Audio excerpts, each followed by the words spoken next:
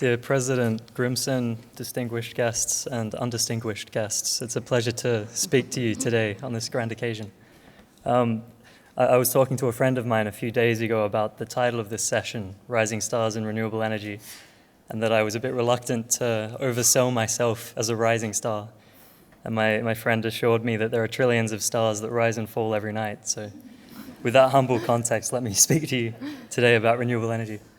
I'm going to speak specifically about Greenland's stranded energy, so the renewable energy potential they have and the ways they can utilize it, given that it's so remote compared to the demand centers around the world. So I'll start with hydropower. There was a report generated in the late 1970s by an Austrian researcher called Perkin, who estimated that the upper limit of hydropower generation in Greenland is approximately 800 terawatt hours per year. This is roughly equivalent to the electricity demand of Germany, or seeing as we're in Iceland, it's roughly 50 Icelands. This figure is quoted quite often in both literature and in news articles. So I just wanted to spend a moment discussing how this figure came about. This Austrian researcher, he calculated how much solar radiation was absorbed by the Greenlandic ice sheet over the course of a year and how much meltwater this would generate. And he assumed that this would be available for hydropower generation at a height of approximately 1,000 meters, which I think it was the average elevation of the Greenlandic ice sheet at the time. I was trying to think of an interesting way to explain why I think this is a disingenuous estimate. And so here is a picture of my childhood house, not to compare houses with Mumma, but as you can imagine, hydropower in Australia is not so prevalent, but instead we need water for consumption, for drinking and washing and gardening. As you'll see on my house, there's these gutters that we install on every slope of our roofs, and we try and capture every single drop that falls so that we can avoid using precious aquifer water or using expensive desalination plants. In order to achieve this 800 terawatt hour per year limit, we would need to effectively treat the Greenlandic ice sheet as Australians treat their roofs. We would need to skirt the entire ice sheet with a gutter system to capture every drop in order to achieve this limit.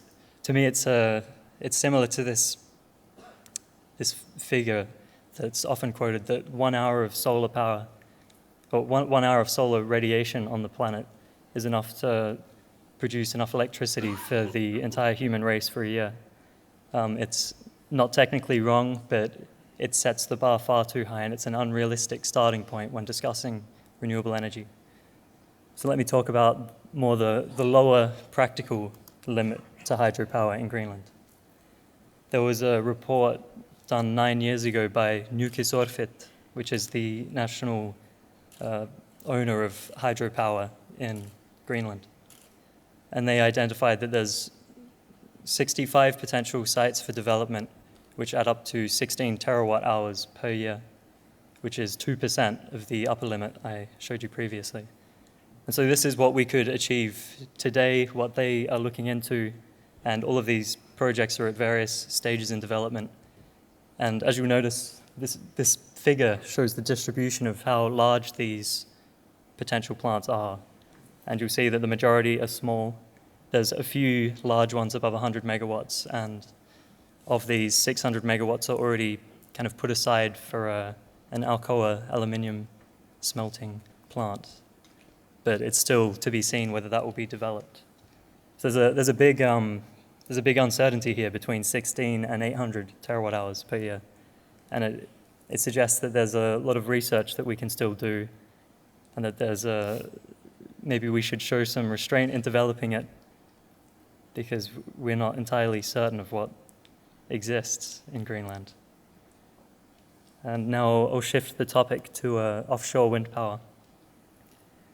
This figure comes from the NASA Jet Propulsion Laboratories, who used a satellite to beam down microwave pulses, and using the reflectivity of this pulse from the ocean, they could measure the wind speed, because as you know from this morning, the greater the wind speed, the more rough oceans get, and of course that scatters the pulse.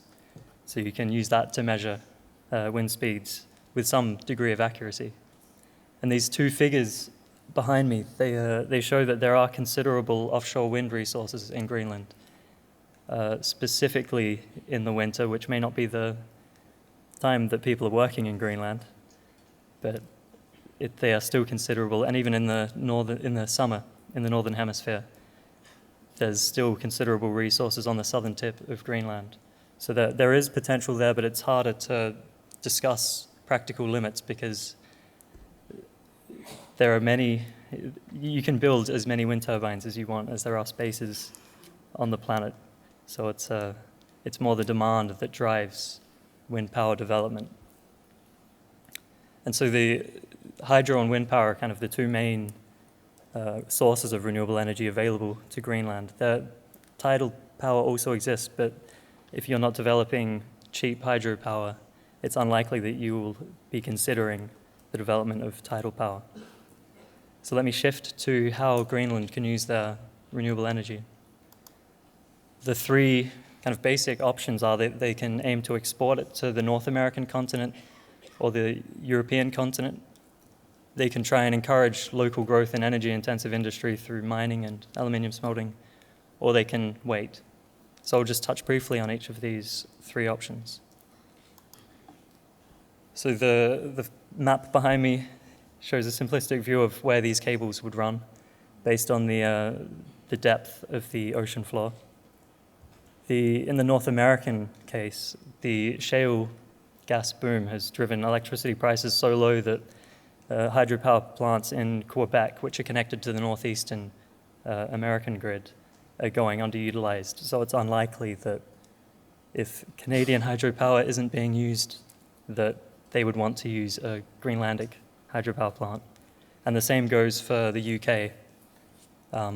We're considering this Icelandic link, and of course, linking to Iceland will always be cheaper than Greenland. So until that happens in the next 10 years, it's not worth considering this cable. So this option can be written off for the next decade or so. There are estimates that Greenland has quite substantial mineral deposits, and there is a drive to develop these deposits. Thank you. And to use local energy in order to extract these. But a report by the Brookings Institute, which came out recently, suggests that it's unlikely any of these developments will take place within the next 10 years. So that brings me to my last option. And I think this option hasn't really been given enough weight in this conference, that the most sustainable form of development is to not develop. And we need to, I'm not saying we should not develop at all, but we need to keep this option on the table for most things that we discuss. As one of the speakers said in the Inuit session, the Arctic is doing fine as it is, and we need to make sure that 100 years from now, we're not apologizing to the communities that live there now because we rushed in and we developed because it seemed like a great way to get a short-term gain without considering the long-term consequences. Thank you.